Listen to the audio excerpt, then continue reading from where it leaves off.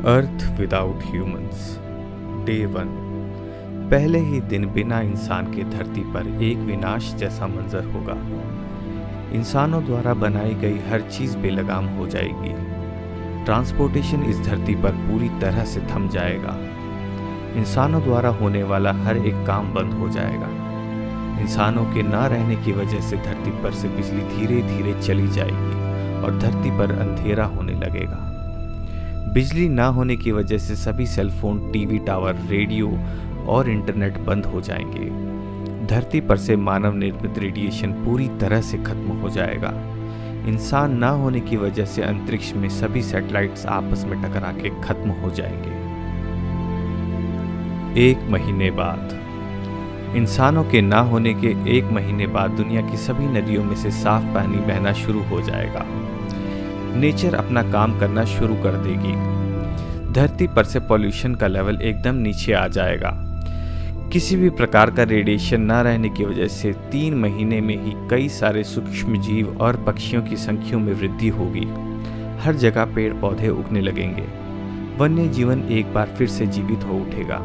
पूरी धरती हरी भरी और प्रदूषण मुक्त होने लगेगी। 1 साल बाद, 1 साल के बाद सर्दी, गर्मी और बारिश के मौसम में अंतर आ जाएगा। समुद्रों, नदियों में जल जीवन फिर से बनने लगेगा। मानव द्वारा बनाई गई हर चीजों पर कुदरत अपना असर दिखाना शुरू कर देगी। धीरे धीरे इमारतों का नाश होना शुरू हो जाएगा।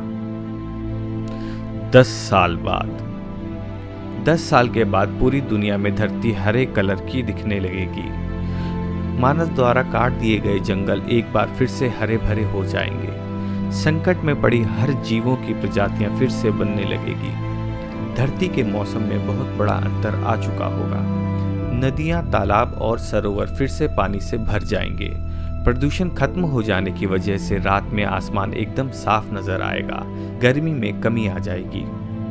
25 साल बाद, 25 साल के बाद जितनी भी रोड, सड़कें हैं वो सारे पौधे से ढक जाएंगी, लेकिन पौधों को काटने वाला कोई नहीं होगा।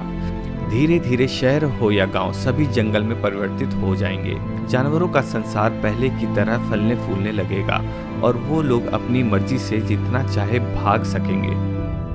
50 साल बाद, 50 साल के बाद धरती को पहचानना मुश्किल हो जाएगा। हमारी धरती किसी एलियन प्लेनेट से कम नहीं लगेगी। धरती पर से मानव निर्मित ग्रीन हाउस गैस का लगभग खात्मा हो चुका होगा। प्लास्टिक बैग्स पूरी तरह से डिकम्पोज हो चुके होंगे। वहीं प्लास्टिक बॉटल और ऐसी कई सारी चीज़ों को डिकम्पोज होने में सालों साल लगेंगे।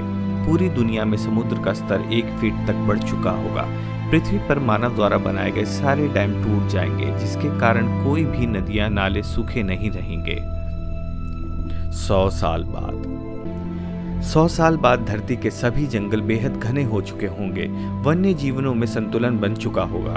धरती पर के सभी मौसम का बदलाव समय पर होने लगेगा। मानव जाति के अंतिम दिनों के मुकाबले ठंड अब ज्यादा होने लगेगी। धरती पर इंसानों द्वारा बनाई गई कुछ चीजों को छोड़कर बाकी सारी चीजों का नामो निशान मिट चुका होगा। फिर भी कई सारी चीजें ऐसी भी होंगी जिसे खत्म होने में 200 से 300 साल लगेंगे। 500 साल बाद, 500 साल बाद धरती पर मौजूद कुछ बचे खुचे इमारतों के बीच की जगह पर जंगल आ चुके होंगे और हजारों साल बाद ऐसा लगेगा कि धरती पर कभी इंसान थे ही नहीं। सिर्फ कुछ पत्थरों की मूर्तियां देखने को मिलेगी, वो भी ज्यादातर पौधों से घिर चुकी होगी। अब अगर कुछ बचा होगा तो वो सिर्फ प्लास्टिक ही होगा, जो आने वाले 1000 सालों में नष्ट हो जाएगा। नेचर से हमने जो कुछ भी छीना था वो सभी चीज नेचर हमसे वापस ले लेगी। धरती पर से इंसान की नस्ल ऐसे गायब हो जाएगी जैसे कभी इंसान धरती पर थे ही नहीं। अगर कुछ हजारों लाखों साल बाद धरती पर इंसान जन्म लेता भी है तो उसे कभी पता नहीं चल पाएगा कि धरती पर इंसान थे भी या नहीं। अब सवाल ये आता है कि क्या हमसे पहले, यानी कई लाख साल पहले इंसान धरती पर थे? हो सकता है, हाँ।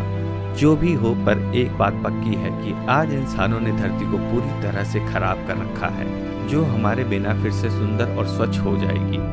धरती पर से इंसानों का ऐसे पूरी तरह से खात्मा होना थोड़ा असंभव है, पर अगर ऐसा नहीं होता है तो इसकी वजह से आने वाले 500 सालों में धरती पर से वन्य जीवन पूरी तरह से खत्म हो जाएगा।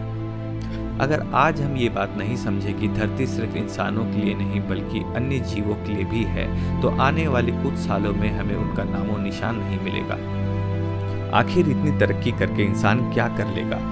हम सभी को पृथ्वी को साफ सुथरा रखना चाहिए ताकि सभी जीव अपना जीवन अच्छे से गुजार सके। अगर आपको ये वीडियो अच्छी लगी है तो अपने दोस्तों के साथ ज़रूर शेयर करें ताकि ज़्यादा से ज़्यादा लोग इस धरती के प्रति अपनी जिम्मेदारी समझें।